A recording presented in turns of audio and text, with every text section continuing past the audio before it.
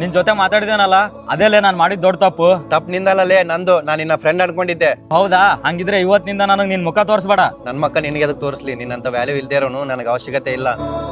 ಹೋಗು ಹೋಗು, ನೀನ್ ಹೋದ್ರೆ ಬೇಜಾರಾಗವ್ರು ಯಾರು ಇಲ್ಲ ಇಲ್ಲಿ. ಏಯ್ ಏನಾಯ್ತು?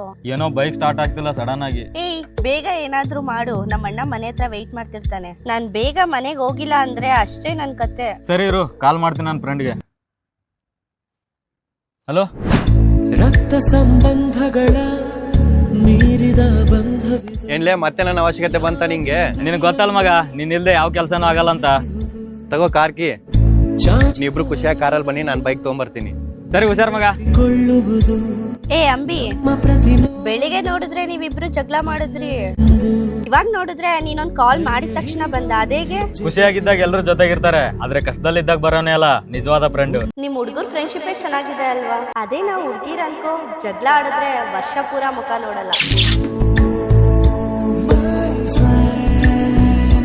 ಕಣ್ಣ ಕಂಬನಿಯ ತೋರಿಸುವ ಸ್ನೇಹಿತ